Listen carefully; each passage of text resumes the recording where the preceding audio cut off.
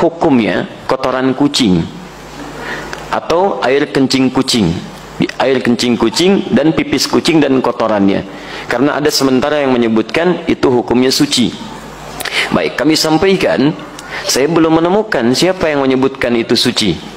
Karena hadis-hadis yang menyebutkan tentang kucing tidak menyebutkan kotorannya yang suci, bukan pipisnya, tapi air liurnya. Ya, hadisnya benar yang disebutkan, tapi cara memahami hadisnya keliru.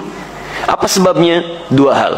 Pertama, hadisnya tidak dibaca dengan ilmu hadisnya. Dalam ilmu hadis ketika akan membaca hadis, selain melihat bahasa hadis, juga melihat asbabul wurudnya. Sebab kenapa hadis itu muncul. Antum melacak lagi tentang hadis kucing itu yang sekarang marak dibincangkan, itu setidaknya ada di Abu Daud nomor hadis 75, di An-Nasai nomor hadis 68, di At-Tirmidzi nomor hadis 92. Ketika disebutkan seluruhnya, itu merujuk pada sahabat Qatadah radhiyallahu taala anhu. Gimana kisahnya? Kisahnya ketika beliau berkunjung ke rumah anaknya, kemudian akan berwudu, menantunya melihat akan berwudu, air yang digunakan dijilat oleh kucing sebelumnya. Begitu dijilat, tetap air wudu itu digunakan oleh beliau. Menantunya bengong. Kata beliau, kenapa engkau bengong seperti itu? Maka dijelaskanlah oleh beliau, keluarlah kalimat itu, innaha laysat binajasin wa hiya minat tawafina alaikum. Saya pernah mendengar Rasulullah SAW pernah bersabda, ya, air liur kucing itu tidak najis. Yang disebut air liurnya, bukan kotorannya. Itu tidak najis. Karena kucing itu hewan-hewan yang sering hadir di sekitaran kita. Baik, dari mana tahu itu menunjuk pada air liur? Baca hadis 76-nya di riwayat Abu Daud. Ya, di situ ada riwayat dari Sayyidah Aisyah radhiyallahu taala anha menyebutkan, karena Rasulullah sallallahu alaihi wasallam, di riwayatnya raaitu Rasulullah sallallahu alaihi wasallam, saya pernah melihat Rasulullah sallallahu alaihi wasallam yatawaddau bi fadlih. Beliau pernah berwudu menggunakan air yang pernah dijilat oleh kucing. Jadi berbicara tentang air liurnya, bukan berbicara tentang kotorannya. Sekaligus ingin membedakan air liur kucing dengan air liur anjing.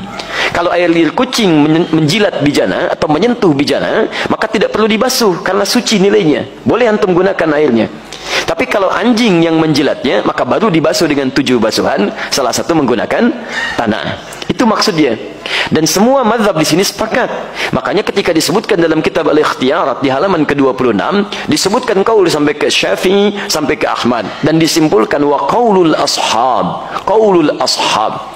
Dan pendapat para sahabat terkait dengan masalah ini, maksudnya para sahabat mazhab dari Asy-Syafi'i, dari Ahmad, mereka menyimpulkan, lihat kalimatnya, wa qaulul ashabi. Dan kesimpulan dari pendapat sahabat-sahabat mazhab menyimpulkan, al-hurratu wa ma dunaha minal khilqati tahirun. Air liur kucing itu, ini pembahasan tentang air liur. Makanya tafsirannya disebutkan su'rul hurrah. Air liur kucing itu, atau hewan yang lebih kecil daripadanya, ketika menjilat apapun maka dinilai suci. Kapan tiba-tiba muncul keterangan jadi, maaf, air pipis kucing? Nah, itu kitab pernah disalin lagi teman-teman sekalian. Tapi salinannya tidak melihat kepada manuskrip, ada pecahan-pecahan. Ketika disalin itulah muncul versi kitab, berubah dari kata qaul jadi baul. Baulul hurrah. Asalnya qaulul ashab fil hurrati. Qaulul ashabnya hilang jadi baulul hurrah. Baul itu artinya air pipis. Maka berubah terjemahan.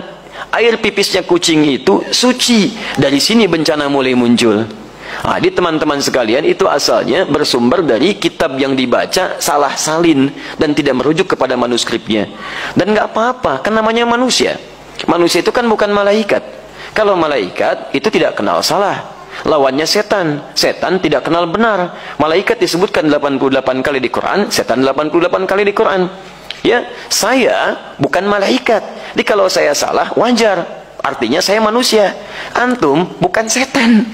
Ya, jadi kalau antum maaf ya ada pernah berbuat salah, wajar. Karena setan tidak pernah kenal benar. Di teman-teman sekalian, kalau ada orang berbuat khilaf, jangan diungkap khilafnya. Cukup kemudian kita koreksi dengan